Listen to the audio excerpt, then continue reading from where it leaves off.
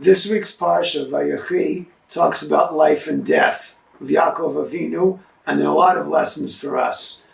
The Meshech Chochmah, who happened to be the Rav of a town in Dvinsk, or the co-Rav of a town, together with the Rogachover, he says that there is idea behind the concept of Sudat Havra'ah.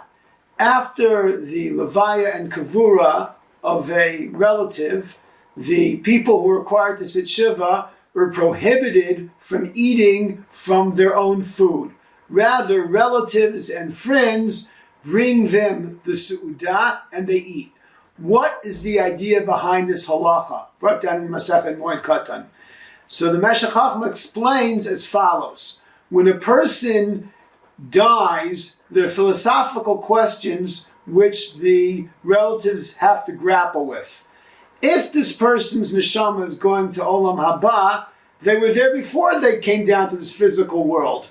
Why are there so many trials and tribulations in this physical world if a person just goes back to Olam Haba, to Gan Eden? What's the point?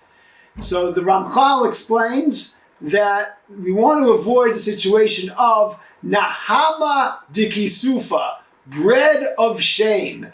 People do not really appreciate handouts. If a person would be born in Olam Haba and stay in Olam Haba, yes, he would enjoy himself or herself in Tachat Kanfei Ashchina, but that person had not earned their right to get there. Therefore, people come to this world with all the challenges that are faced in it in order to serve Hashem, at times with adversity, with challenges, to earn Olam Haba. Therefore, right after the Kvura of a relative, people receive food from others. On the one hand, it might be tasty food, but deep down, it is Nahama de Kisufa. They are being fed by others, somewhat uncomfortable. This way a person thinks and realizes that that's the idea of Olam Hazeh.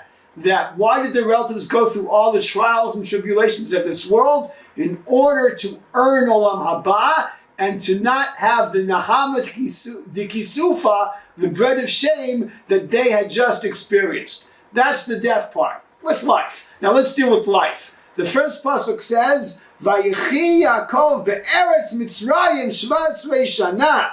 Vahi yemei Yaakov shnei chayav 7 shanim v'arba'im u'ma'at shana. So Yaakov Avinu lived in Eretz Mitzrayim. Explains the Meshech Chochmah, Yaakov Avinu actually lived for Mitzrayim. Some people live for themselves. They work on themselves. That's good.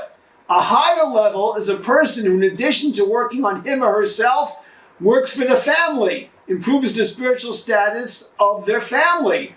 A higher level is people who have hashpa'ah, who have influence on their cities. Greater is the person who even has hashpa'ah, who influences positively a whole country or even the whole wide world. Yaakov Avinu, Chazal tell us, when he came to Mitzrayim, the famine, the Ra'av, stopped in Mitzrayim. Therefore, Vayechi Yaakov be'eretz Mitzrayim, his life impacted all of Eretz Mitzrayim.